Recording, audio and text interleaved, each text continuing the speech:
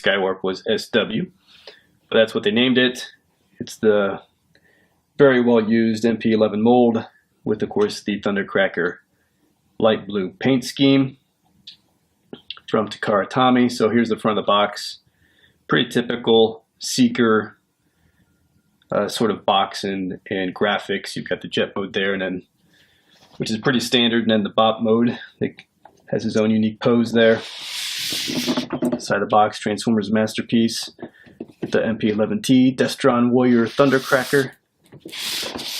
All kinds of good stuff on the back that you can't read, but it's got pictures. And one thing that I like, I want to get them open, but you know, it's looked like some nice paint here, rockets on the inside there, which wasn't the case with Skywarp. So looking forward to see if that is indeed the case. Kind of usual Seeker stuff there. More of the same on the side. That's the top of the box. Kind of an odd, like, boxing pose. I don't know what that is. But pretty cool just to have it on the front or the top. And here we're back to the front of the box. So let's get this guy open and check him out. If I just show you the tray quickly as far as what's in the box, he comes robot mode packaged, just like Skywarp did. And he's got just a little guy here who's kind of all orange, which is a little bit odd. The Skywarp guy was more like a regular guy, you know, kind of white coat around him and just like black pants and stuff. And Skywarp packaging also had the Megatron extra accessory gun there, which Thundercracker does not have. So I believe this guy is Takara Tomy Mall exclusive, if I recall, so difficult to get, I think, in Asia, but he's kind of all over the US retail sites, whereas Skywarp was a Asia Hasbro exclusive. Similar thing, I think, limited in terms of Asia production availability, but pretty widely available here in the West. A couple other things to show you quickly here. He comes with the coin Thundercracker, so it's kind of the fold out thing, and there's the nice coin. So that came with mine, at least, which came from TF Source. And then instructions and kind of little collector card there. I'm not going to spend a lot of time on this stuff, but just so you know it's there. And very briefly here, here's the little guys. The guy on the left is the one that came with Thundercracker. Again, he's kind of this translucent orange. And the guy on the right is the guy that came with Skywarp, which looks a little bit more like an actual person, if you care. But obviously, this is not a big deal. So here he is, guys. The final piece of our Takara MP11 molded Seeker collection, Thundercracker. He's looking really good out of the box, and I was just kind of comparing and contrasting him to Skywarp from a paint app perspective. And, you know, he looks good. They didn't quite do as much detailing as the Skywarp. Skywarp had some pinstriping kind of around the vents here in purple. Also had some silver striping kind of on top of the shoulder and on the forearm, and also up on the wings. They had some accents, which some people liked and others didn't. I liked them a lot. Skywarp had some yellow accents and red here on the tail fins, which I thought was pretty cool for when he was in jet mode. But definitely, let's just go ahead and check what this guy does have, which is super cool. Is the rockets are painted red on the tips. That makes a huge difference. On Skywarp, it was all silver under there, and I hated that, so that looks great there. Probably only other thing is the vents inside are a dark gray, almost black, whereas Skywarp's were silver, just like the rest of the pieces. So they're trading off some paint apps in terms of where they're putting the details. It would be nice if we could get one figure that kind of had it all together like that. But they continue to kind of make trade-offs across the figures, and we can't quite get them all together. But some nice accents here and some nice unique paint apps versus the other Seekers. So glad to see that. I'll give you just a little bit of a closer pan up here from the bottom up, just so you can see up close. And we'll kind of check quality stuff too while we go. One thing I'm noticing on the legs here is, kind of the injection mold kind of sprue marks there on the shins. I see them down here kind of behind on the fins as well. So they're there, but it's to be expected. You're going to get some of that there on the hip flaps as well. And the good thing is you really have to kind of look for those things to notice them. Otherwise, they really just kind of blend in if you just take a step back and look at the figure as a whole. So they will be there. It's not a big deal. And here, if we just go ahead and just give you the full on of the rockets there. Again, that looks really nice. I mean, simple paint app, but I think it makes a lot of difference for that detailing inside the chest to make the rockets pop and actually look like rockets. I also like that they painted the insides of the vents a different color here, that darker gray. That looks good. I'll give you a quick shot of the head sculpt here. He's got the spring-loaded side of the head, just like Skywarp did for transformation. Yeah, pretty standard Seeker head, right? I mean, they all look the same. A couple other paint app differences I noted as I was just comparing the two one final time. Skywarp had this kind of top of the neck area painted silver, like the chest and other areas, which looks pretty nice on the figure, though you don't really notice it unless you're standing over it. And then if you go below, again, these are kind of like high and low things to see, so they're not obvious straight on. But if you go below here, underneath kind of the knee area, in Skywarp, that's like the same silver that you find on his foot. And they've gone darker there on Thundercracker, and it matches more of that accent right there, which is fine. I'm just noticing little differences here. And I will say on Skywarp, all the sprues and things, just because he's black, were much, much harder to see. They hit much better with black. They're still there. The blue definitely makes those more noticeable. Here's the back of the figure. The main thing that pops is he actually has no Decepticon logos on the back of his wings. Skywarp had logos that were, upside down facing. Thundercracker is logoless. One other thing I'm noticing on this guy is all the screws are silver. Obviously on Skywarp they were all black and that blended perfectly. I'm just not so sure that maybe black wouldn't have been better here as well. I don't know, those silver screws in the back, and there's a couple in the front, just really kind of pop because they're all bright and shiny. Maybe something just like black or dull gray would have been a little more discreet in terms of especially all those attachment points on the back of the wing there. My eye just keeps going to those. So let's go and take a closer look. So again, here we'll just do a quick pan up so you can take a look.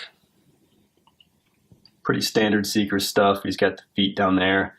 They've done a nice job putting some paint apps on the feet, on the rocket engines there.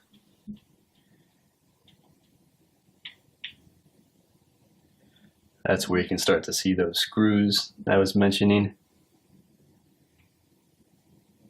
And the lack of Decepticon emblems as well.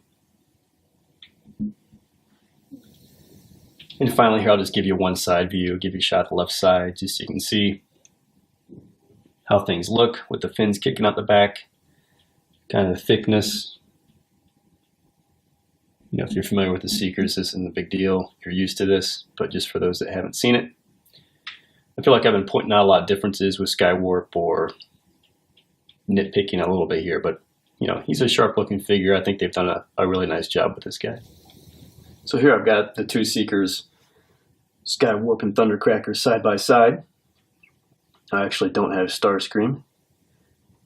And the final thing I noticed, I know I'm doing a lot of compare and contrasting, which may be irrelevant for a lot of folks, but it's always interesting, I think, how they do the different Seekers, because it's one mold, yet they continue to issue these guys and just not make them all uniform and do little twists and turns with them. So One thing I hate about Skywarp is that piece of plastic right there was not painted. And on Thundercracker, it is. It's silver like the rest of the hip section, which is huge. I mean, I'll take that over kind of arm detailing and stuff like that. And that's kind of first things first for me in terms of getting that piece painted to blend with the rest of the midsection. They did that, so thank you very much. You know, next step would be adding some of these other detailings that Skywarp has. So it's always a balance. It's like if I could put the two figures together, you'd have the best paint app of all the Seekers. But it seems like the card just can't put it all on one figure for whatever reason. And why not go ahead and do the back shot? Again, the only thing is Skywarp. They're kind of hidden in bot mode, but he's got the Decepticon logos there in the back, which Thundercracker does not. And these wing accents came over kind of the front and the back. And T-Cracker does not have those accents. Okay, so that's Thundercracker in bot mode. I think I've shown you about everything there is to show and pointed out whatever I could in terms of what I'm seeing unique about this guy. Mainly from paint app perspective, because we know it's just the same MP11 mold. So I'm going to go ahead and transform them. Then we'll check them out in alt mode. I'm not going to video the transformation. This mold's well toured, so if you're looking for transformation tips, you know, there should be plenty of other videos out there to help you out with that. Be right back in jet mode. So we're back, and here's Thundercracker in jet mode. And we'll give you a few angles here, just kind of rotate him around. There he is, front on. You've got the black nose cone. As usual, the front opens up here. You've got the, and they've got the radar device painted silver in there. One thing you will notice about the Decepticon logos, and I'm giving you another close-up here, is they're really sharp. I mean, Skywarp just had purple stamped kind of Decepticon logos, and Thundercrackers look like, you know, the old school G1 stickers. Right? It's like a silver outline in the purple Decepticon face on the inside. You see that there on the nose, and it's on the wings as well. So the Decepticon logos are, you know, another level up from what we saw with the Skywarp figure. So here he is straight across from the left side. Again, you can see the wheels are down there. I will say that front wheel continues to be a pain in the butt to get down, so that hasn't changed. Here you got a back view with the focus on the afterburners there. Plane. Here I've just swapped the focus so you can look down the back of the plane a little bit. And the right side, just to take you all the way around the tour here at kind of ground level view. And then we'll look at the top and the bottom. And here's the top side view. And this is probably the view that shows him the best in terms of his aesthetic look. You can see the light blue there contrasting with the kind of black nose cone, gunmetal gray rocket engines in the rear. You see the pinstriping on the wings, and then again those Decepticon logos, right? The silver and purple stamps there on the wings and the nose really look sharp. And he's got those four, you know, those would kind of come and go in the cartoon.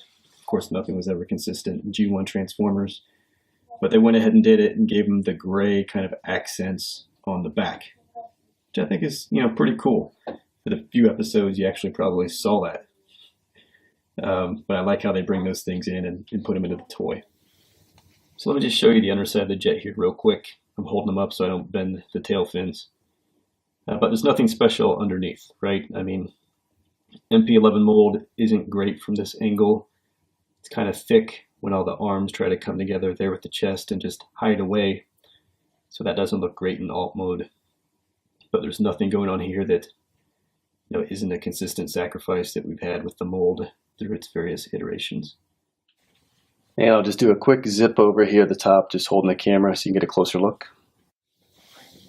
So that's MP11, guys. What I will say, just as I haven't transformed the mold in a while, just really tight coming together. All the tabs fitting in perfect. Everything just comes together beautifully and snug in the transformation.